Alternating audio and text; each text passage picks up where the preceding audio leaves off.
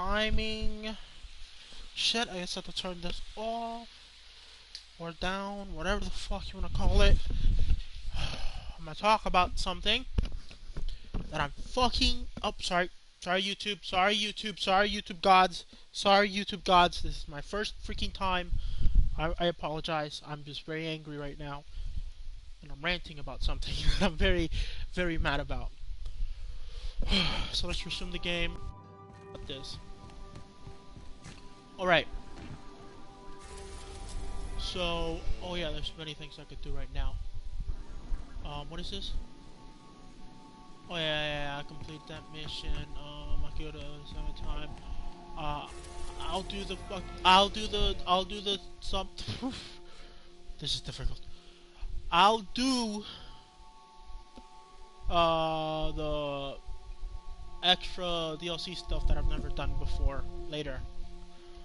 So I'm just gonna do some stuff I do know how to do. Yay! First, Edgewater. Because I remember actually checked out what happens to Edgewater at this point in the game because I'm an idiot. But that's fine. Always take Nyoka and Parvati because one, Parvati is my favorite. Parpar is queen. Nobody can refute me. I love Parpar. She's awesome. She's awesome. She's my favorite character. And Nyoka is just really good at giving me buffs, so that's why she's here. Anyway, starting the rant. What is Love is a movie I found through chance. I was watching an Dante reaction video to cringe IG reels. No, it was a try not to laugh. And somebody sent in a little clip of a movie. And it was talking about nice guys. I listened to that clip, and I'm like, whoa, this sounds really cool. I want to listen to it on my own time. So I go and I search it up. The movie's free on YouTube right now. Anybody can watch it. You can watch it. I can watch it. It was, and let me tell you this, because I've never said this. I usually agree with people who have said this when I look at movies. What is love? Or what was love at this point, because it's the... I'll explain it. Let me, just give me a second. I'm very bad at this. It's my first time. What is love? Is a hidden masterpiece. And it's not a hidden masterpiece. I can't judge it like a film critic because I'm not a film critic. I'm judging it based on the context of what was in that thing and how it grips you. How it grips you in until the end of the movie. At no point throughout the entire movie, which is just monologuing between characters with jokes interspersed, do you feel bored. At no point in the movie do you feel it's dragging on. At no point in the movie do you feel like, holy shit, this is boring and it sucks. At no point. What is love, or what was love, is a story about a man on Valentine's Day about to propose to the love of his life. And he's been in a relationship with the love of his life for 3 years. So he goes to a bar to drink some alcohol to get liquid courage to be able to pop the question. Very nervous. He knows she'll say yes, well that's what he assumes she will, but he's nervous. Why? Because he's popping the question. He's going to ask her to marry him. So he gets home after inviting all his friends and close people who would help him with the proposal or would celebrate with him when she said yes, as he was expecting. When he gets home, he finds the apartment with a lot of stuff missing. Her clothes are gone. Pictures of him and her are gone. Music things that she owned are gone. All that's left, there's two, what are they called? Luggage, suitcases by the door. And there's a letter on the coffee table. And it's saying, I'm leaving. I need some space. I need to work on myself for something. But she doesn't explain what that something is. She doesn't explain why she's leaving. She's just left a note saying, I'm leaving. I need some space. That's it. Man's freaking out. He calls her.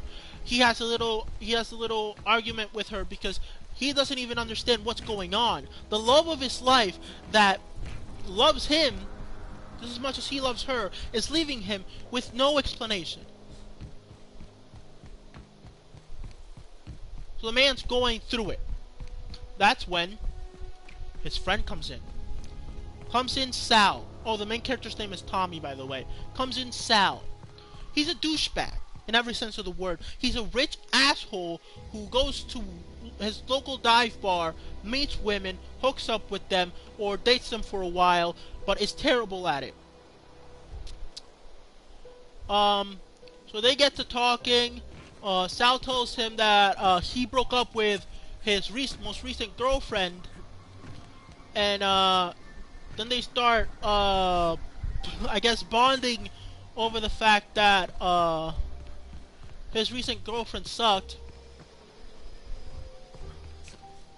And then comes in the upstairs neighbor, who's also another good friend of his. And he tells them to lower their voices, and then they get to talking again.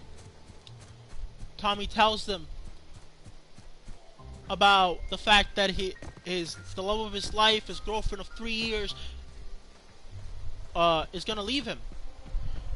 He asked her to come back to at least talk about what's going on, to see if they could work through it. And they start talking about that. And Sal,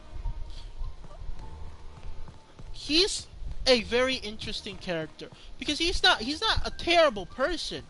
Even though he's a douchebag and a rich asshole, he's not a terrible person.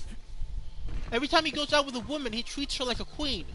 But he's very terrible at relationships. Terrible, just awful. And it's awesome. It's just cool. He's a cool character. I like him. He's very likable when you get to actually watch the story progress and see everything go through what it has to go through. Anyway, they start talking about how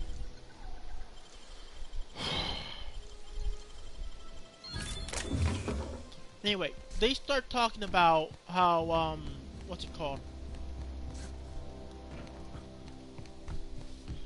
He starts going on a rant about how women are terrible.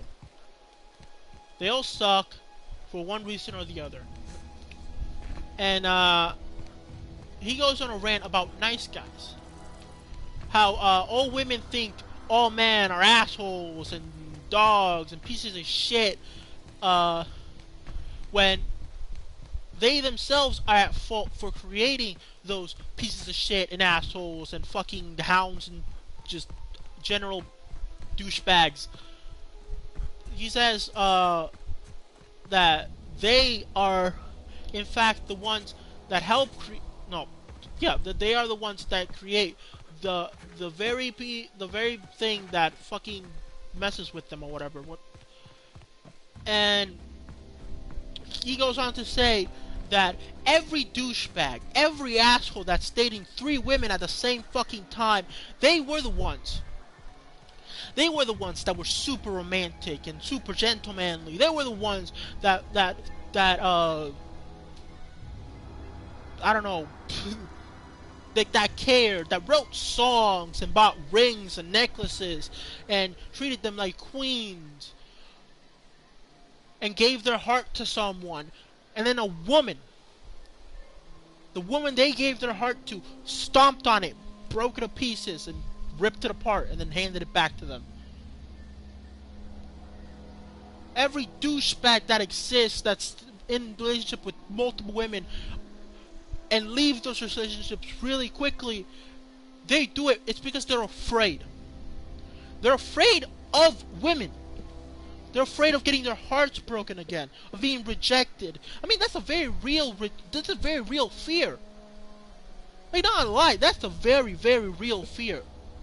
Like, everybody's scared of rejection. Man, oh, I'm gonna get to a part that's gonna make me so angry. So yeah, everybody's scared of rejection. This is not a joke. Like, everybody is. No exceptions. And so what happens? Okay, I can't even focus on the game and on this at the same time. But I'm just standing in this corner. What happens is, essentially, this man is talking about. He goes on to talk about the very fact that he has tons of emotions, more emotions than anybody in that room combined, and he's not lying. He turned into an asshole and a douchebag because he learned that if he was an asshole and a douchebag, he'd get women. Because he got his heart broken.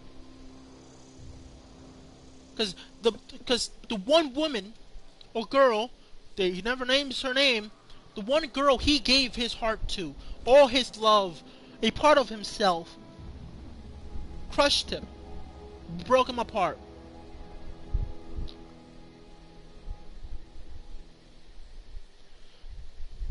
And he says himself, he is scared of getting his heart broken, of being destroyed like that again.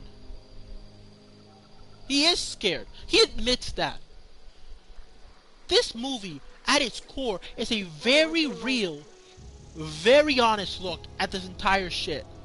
Relationships as a whole in 2006, 2007, in the 2000s. To the faint of heart, I guess I have to say, the movie uses the F-slur a lot. Wow. It's 2006, doesn't fucking matter. It is the most incredible thing. Not that F-slur. But as they're going on this rant about women and all this shit, in walks in their gay best friend. Ooh, gay best friend in a 2000s movie. Don't be scared of that. He's actually a really cool guy. Sal immediately starts riffing on the guy. He starts going in, pound for pound for pound for pound, because his friend, who is gay, is getting married to a man. And for some reason, Sal can't just accept that. He can't just be happy for him. Because he's known this guy since they were in elementary school. And then he comes out as gay. And now he's getting married to a man. And he doesn't understand that. Sal's a man from the 2000s, 1990s era. He doesn't understand gay people yet.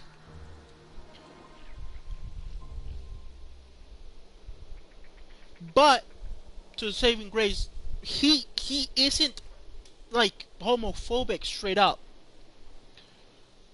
He just doesn't understand. Everything they say in this movie is factual to the times. As you know, nowadays, being gay isn't something you choose. Back then, that's what people thought. That is something you choose to be. Now we know it's just something you are, right? So his friend's like, it's not something I chose to be. I am gay.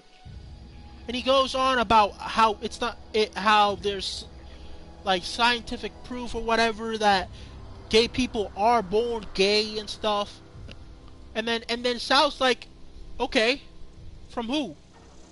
It's like from scientific medical experts. Says the gay friend. I'm sorry, I forget his name. I'm so sorry. There were so many characters introduced. and I'm going off of it after watching it and watching some asshole riff on the movie, putting his own ideologies and shit that don't fucking fit into the movie at all, and that asshole pisses me off. Anyway, it's an amazing, incredible thing when you think about it.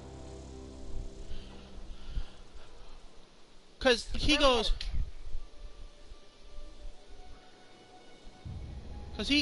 from... Oh, fuck, what was I saying? I'm sorry. Just I haven't slept in a while. He goes from, oh, what's it called?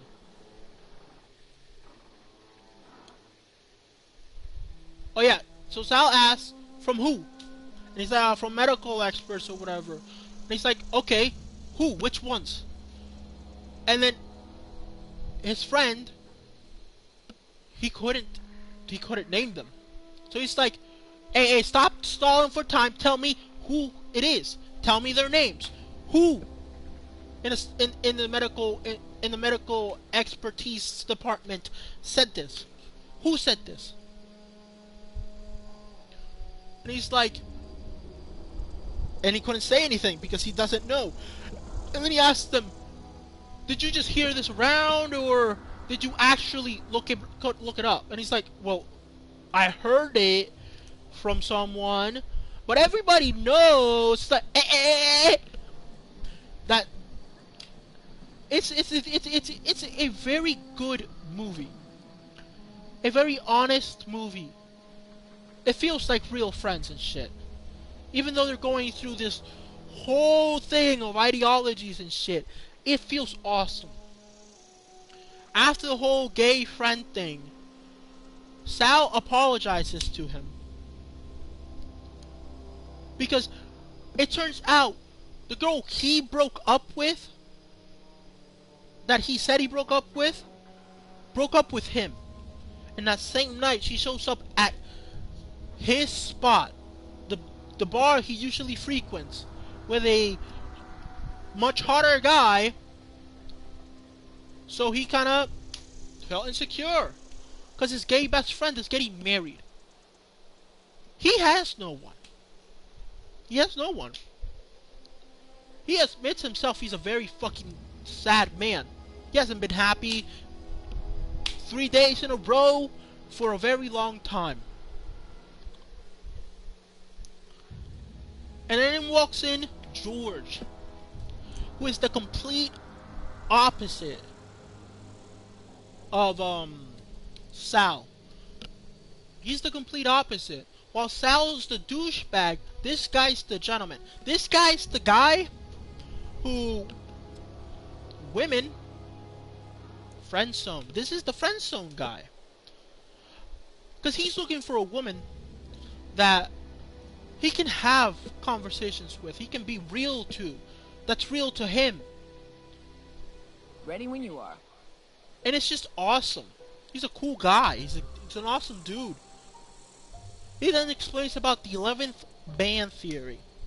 That if you put 10 men in a room with one woman, and they're all trying to impress her, and trying to earn her admiration and love or whatever, so they're all super nice and they give her everything she wants, and then in comes in another guy, and he looks at her,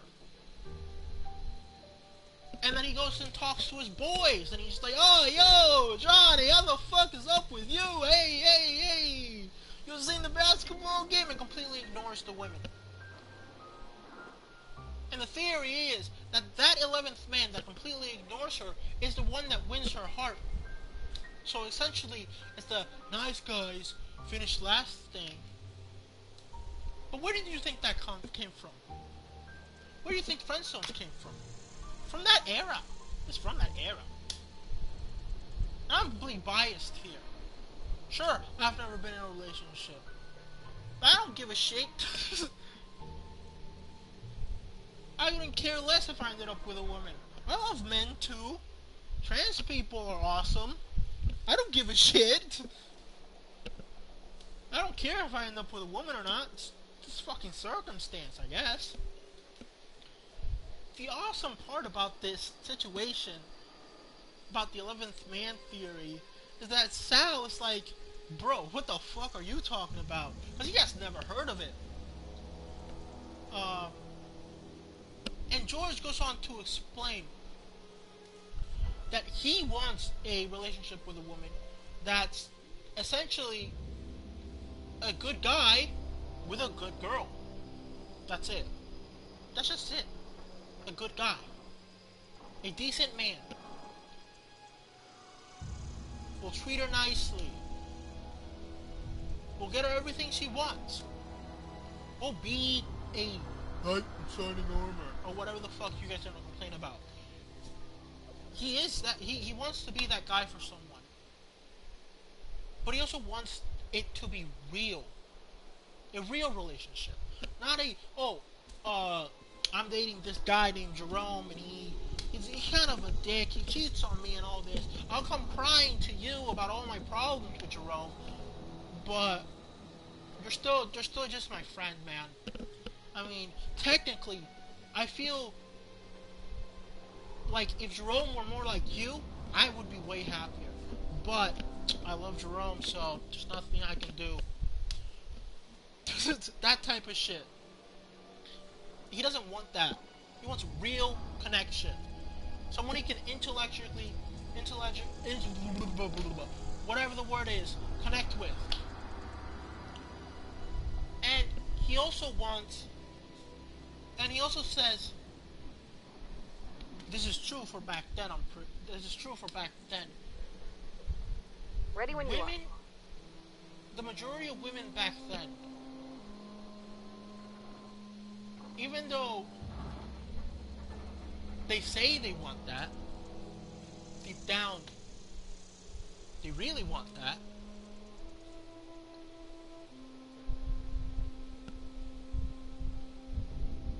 But they just don't. They just don't do it. That's his problem with women. The married neighbor from upstairs, he's just a loyal fucking husband. Faithful, he's awesome, he's a bro. And then you have Tommy hearing all these ideologies and shit and everybody else talking about their problems. So he freaks out and he starts going on a fucking rant about how everybody's a piece of shit there. I'm losing the love of my life. And you're all just talking about your fucking problems. So you can, and then he says, so you can either leave the fuck right now or stay and help me with this fucking situation. Because when she walks in, those doors, I have nothing to say right now. I can't say anything. I don't know what to say. I'm freaking out here. He goes on a rant. He gets angry. He goes on a rant about how women are stupid and everything.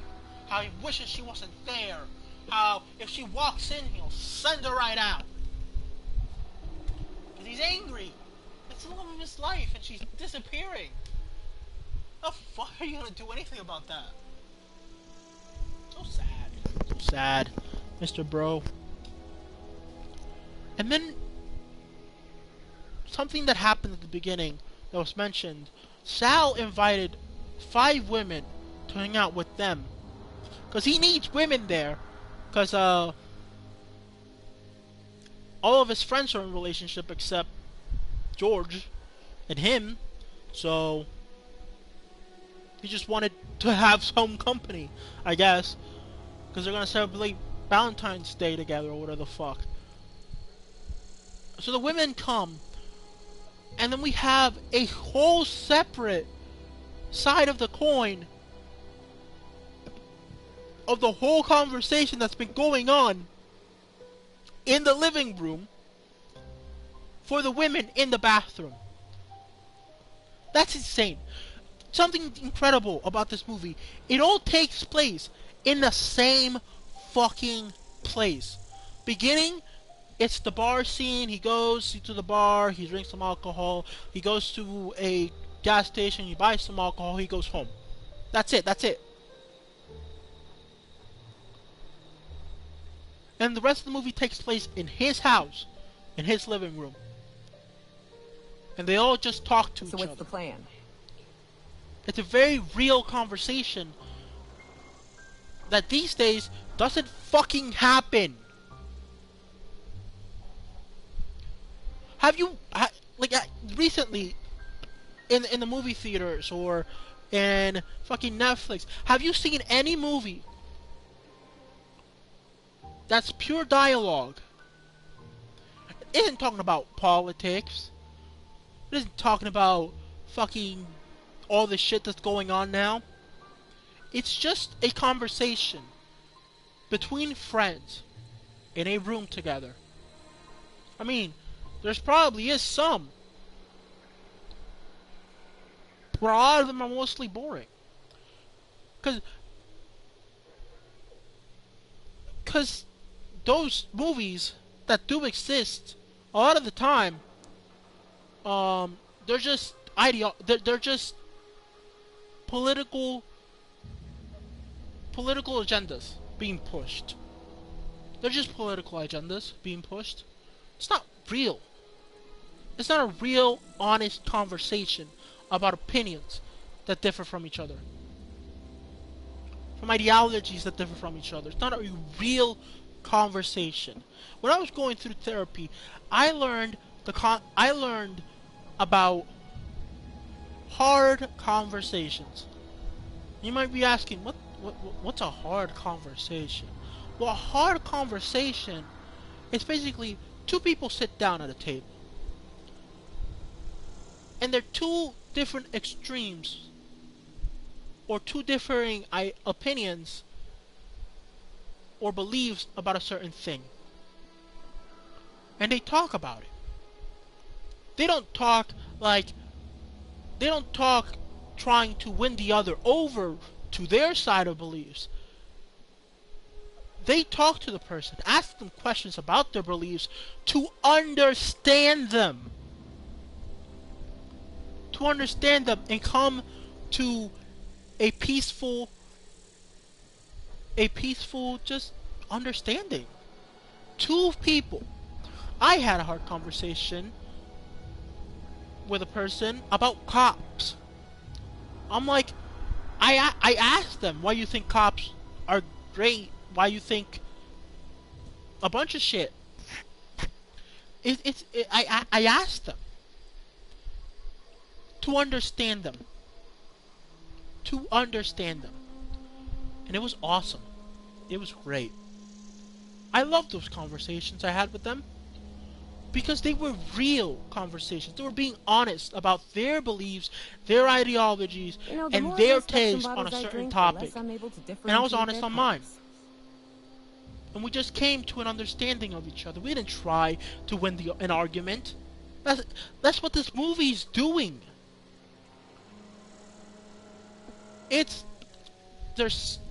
Hold on, let me count. There's Sal, there's Tommy, there's George, there's the married guy, and there's the gay guy. There's 5 friends in that room, initially. For the first half of the movie, the first half essentially introducing all of them, but for a good chunk of that part, it's all 5 of them in that room.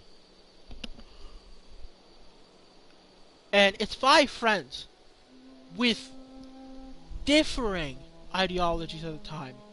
Completely different ideologies. I mean, you have a gay guy who likes men, bro, in a room with a bunch of straight guys that are friends with him, and they love the guy because he's awesome.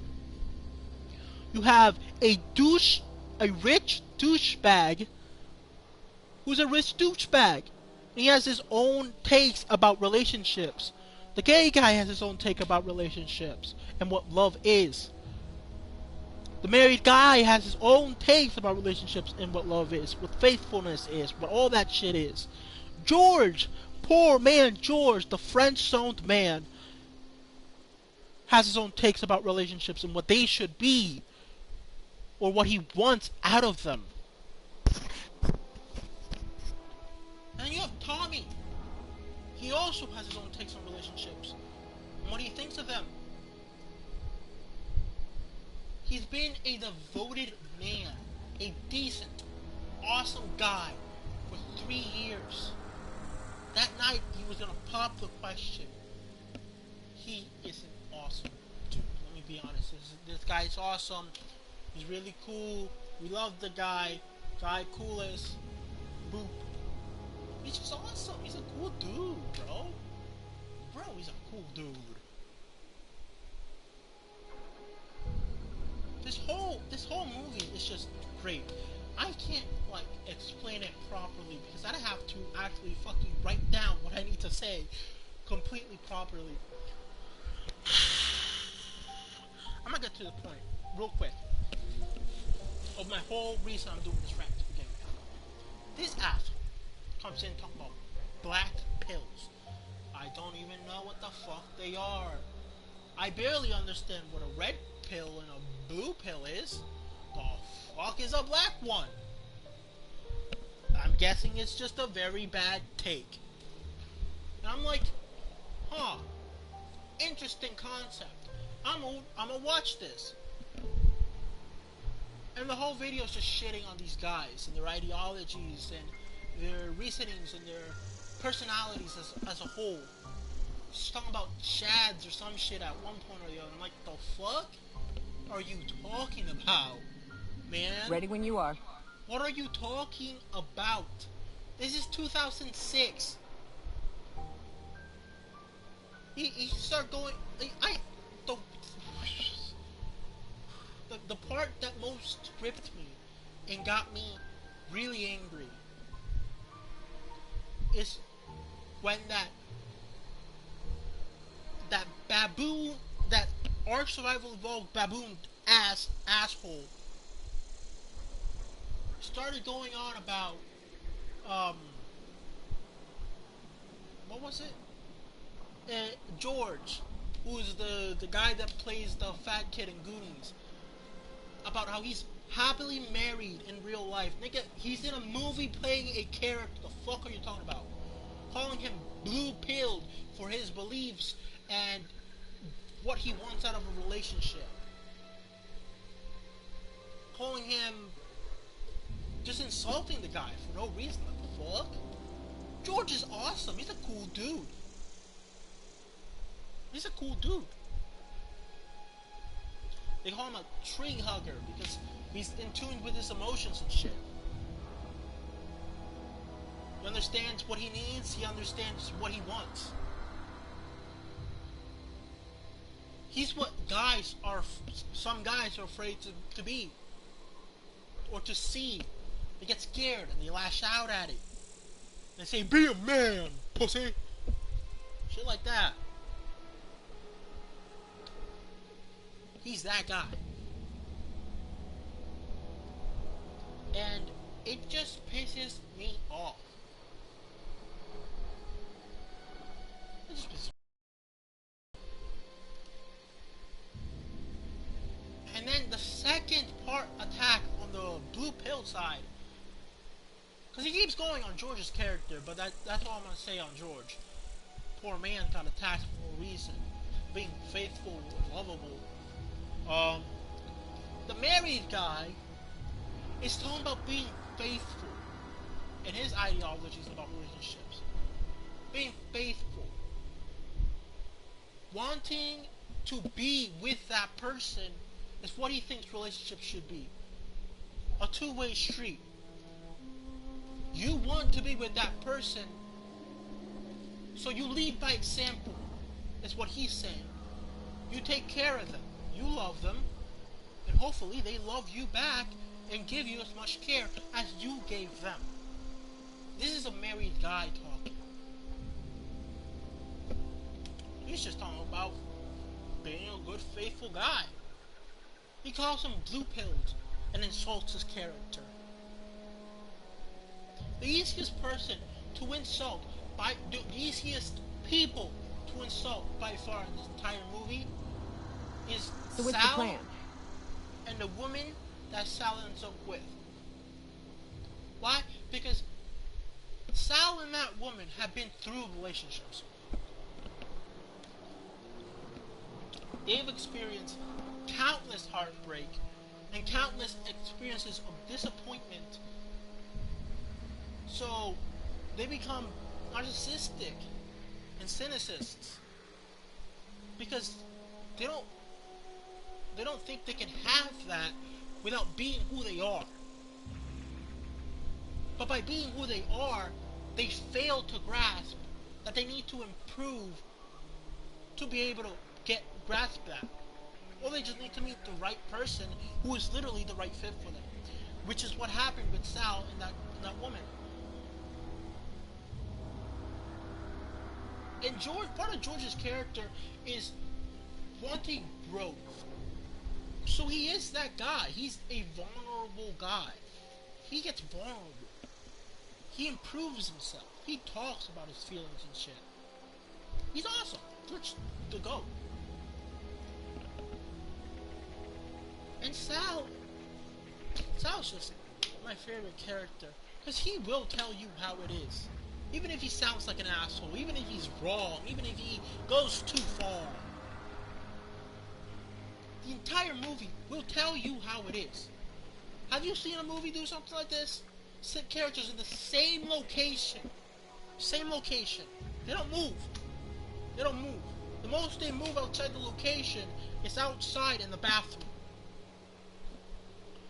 But almost the entirety of the movie takes place in that living room. Of them talking.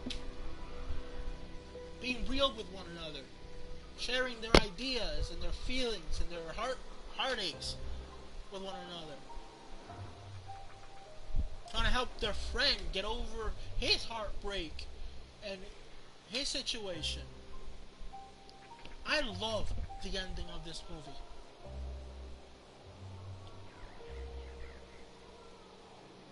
Because at the end of the movie,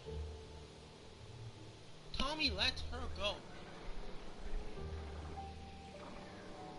Through the entire conversations he had, everything he listened to, he understood that she needed to work on something about herself, that she needed to improve about herself, to feel happy, to be able to be with him or something. And he told her, I love you, and I'll always love you, regardless of what condition you're in. I'll love you regardless of time. So you can go. You can go. Go work on yourself, or whatever you need to work on for yourself. Go work on it. It's nice to take a breather, ain't it? And he says, you can come back if you want. I'll love you then. And if you choose not to come back, it doesn't matter. I will always love you. And at the end, he hesitates for just a moment, but then he decides, well, his heart, yeah, you should go. And she leaves. The movie ends with him and Tommy having a drink.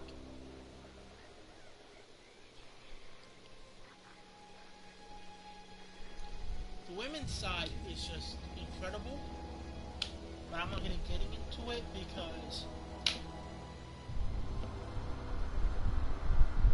it's a lot and I'm running out of steam right now. Thank you all for watching, subscribe, like, whatever, I don't give a shit. I just wanted to rant for a little. If you're cool with that, thank you. Please subscribe. If you're not cool with that, I don't really care. I did this for myself because I needed to blow off steam about this stupid fucking asshole who was ripping into a movie that he understood absolutely nothing of. I don't think he's ever been in a relationship. I've never been in one either, but I understood 20 times more than he will ever understand. And that was pretty sad. So, yeah. See you guys later. Hopefully I have another rant at some other point or something. I don't know. I don't care. Well, maybe I'll talk about the what's it called? The Wild Robot that DreamWorks is putting out. Fucking goated movie. Let's go. We love our robots in this household.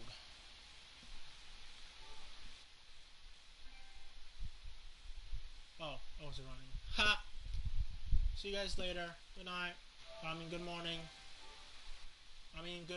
See ya.